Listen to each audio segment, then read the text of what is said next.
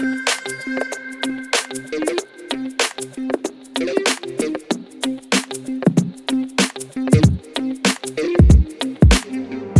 everyone. Thank you for joining us with another episode of GospelX, the Gospel according to X-Men. My name is Jonathan. This is Henry, and we're so glad that you can join us today as we continue to explore each episode of the 1990s X-Men animated series. Today, we will be checking out, I can't remember what number the episode Deal is. with the Devil. I think it's season 4. Season 4. 21 something. Yeah, episode 21.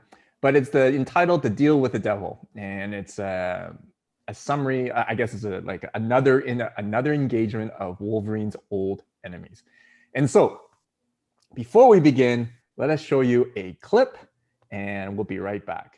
Unique knowledge and abilities that we need. Why should I help you? Because we can give you something in return that I think you'll find intriguing.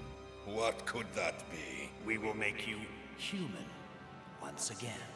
Do not mock me. It cannot be done. Medical science has progressed a great deal since you were altered. You wish what from me?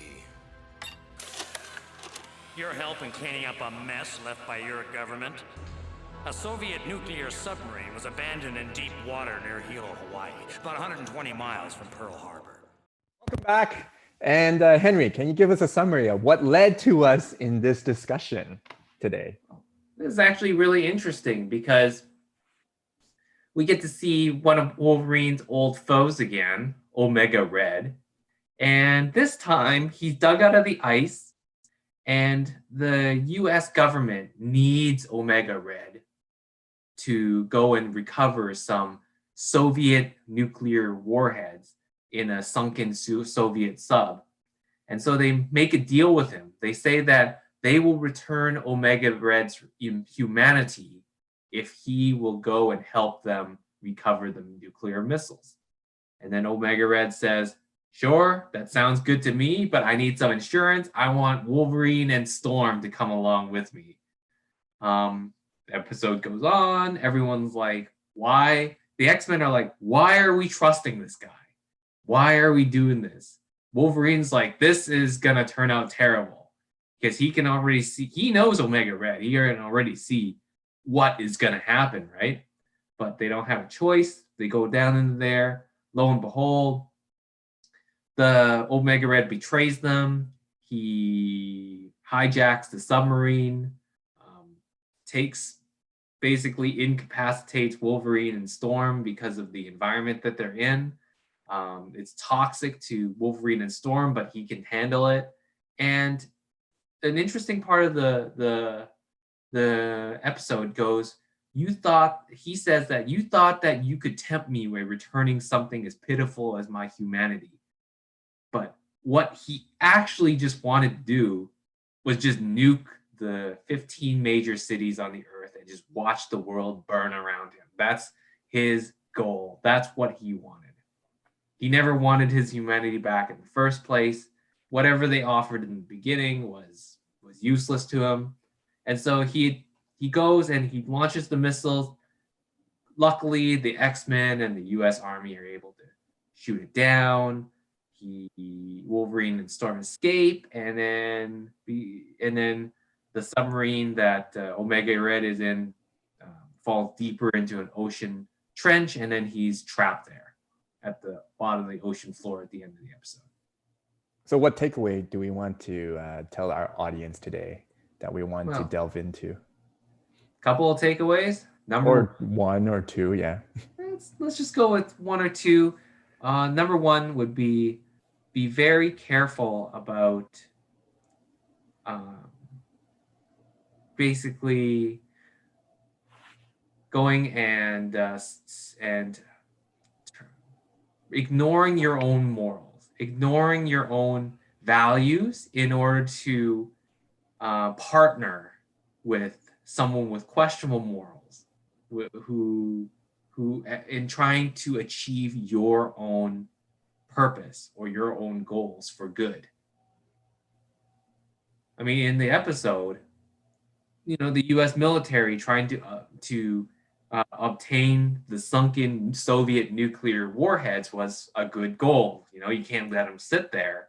But the person that they chose to partner with was an absolute psychopath, and Yeah. you just wanted to destroy everything. Yeah, and back to your point is that they definitely, overtly had different goals in mind.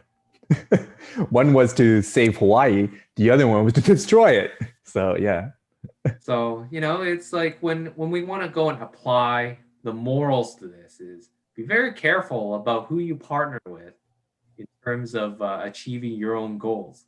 Because if their own personality, if their own way of thinking diverges from how you're thinking is, you know, those you basically have two people that you're trying to force to the same goal, but they're actually diverging and they end up pulling in opposite directions, and nobody achieves anybody's goal. Right. Or even bring somebody down, or Or bring even whoever bring is that. somebody down. Yeah. Yeah. Yeah, and you know, some people have that type of nature, and we don't want to say, "Oh, never associate with anybody who doesn't have the same values as you." But be very careful about eliciting their help in achieving your God-given purpose. Hmm. Which is interesting because you alluded to teaming up or partnering, and the scriptural passage that comes to mind for both of us is the passage where Paul in Corinthians says, "Do not team up with unbelievers," right? Or do not. Or for some of you who are out there who are keeners, you know that in some other versions it says yoke with unbelievers. And the whole idea has nothing to do with marriage per se, or marriage specifically. It has a lot to do with just teaming up with people to achieve a goal. So it could be in business, it could be in sports, anything that's practical, right? So I would like to use a sports analogy with regards to this whole idea. If we know this, like when Mark Messier came on board with Vancouver Canucks, what was he there for? He wasn't there to help the team, to mentor them, to achieve a long-term goal. He just wanted a one last hurrah to win the cup, right?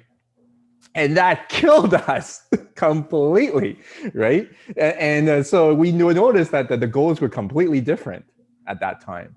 And so that therefore they didn't achieve their goal. Rather, it actually brought down a lot of the team morale, a lot of this chemistry and whatnot. And so Paul, when he said we as Christians have a mission, we have a goal in mind to obtain, to achieve that God-given vision for this world. Don't team up with people who don't have that same vision, because it's going to be very difficult, whether it be morally, values, ethics. Those things are just like, the factors. But ultimately, you're going to lose sight of that goal. You're going to lose sight of that destination when we team up with people who don't have the same goal. Now, for those of you who are working or are leaders or managers out there, it is very hard to find coworkers and colleagues and employees that share the same goal as us.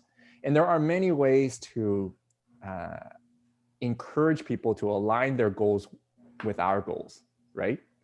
And same thing with Christians, right? Christians can encourage others to align their goals and values to us. And I think that is ultimately what my takeaway is for today. It's not so much of shielding ourselves from the morally corrupt, like how we see as morally, separated from us. And it's not in telling us that we should live in caves or only hire Christians, etc. It's more about that there's a focus on, hey, I want to emphasize my God-given vision to everyone and try to encourage everyone to team up with me for that vision, right? And I think that's what I take away that I have for this episode, is to actually, not that we could encourage Omega Red because he's just a plain psychopath and that's just a cartoon, right? I'm sure humans are rational people. Maybe I'm being a little too optimistic, but I'm sure many of us can actually live out our Christian faith so that it'll be attractive enough that people would want to align with our God-given vision. Agree? Agreed. Yeah. And so I think instead of like, because two extremes, you could do two extremes. You could just give up, accept that, and just go with the flow, and then have others bring us down and make us lose sight of the God-given vision, like you said. Or there's another extreme of just sheltering us in a cave and put our hands in our ears and close our eyes and just, go la la la la la and just be a hermit throughout the rest of our lives. That's not it. I think for us, the most important thing is to live out the faith that we have, live out the values that we have, so that it's attractive enough that people are encouraged to join in on our God-given vision and have the same goal. And there, I think morals, values, ethics will come into play and will be all pieced together naturally, as opposed to, focusing on that too much. What do you think? Absolutely. And, if we go back to the title of this episode, a deal with the devil, right?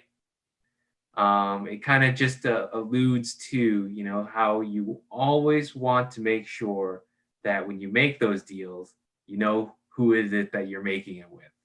Yeah. And, before you make the deal, I think in managerial studies, whenever you're a manager or something, before you ever negotiate, you got to make sure that the individual you're negotiating with have the same goal in mind, right?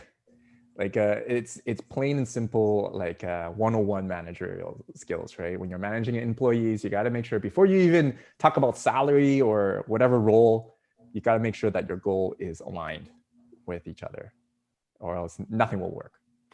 Absolutely. Okay. All right. Anything else from you, Henry? No, that's pretty much it for me. That was a very interesting episode. Interesting indeed. There were other threads. I'm sure many of you who watched the episode probably thought of other things that you want to talk about. If you do, let us know. We can always revisit episodes and talk about them. So send us a message through the website at companyofdisciples.com. Till next time, have a blessed week.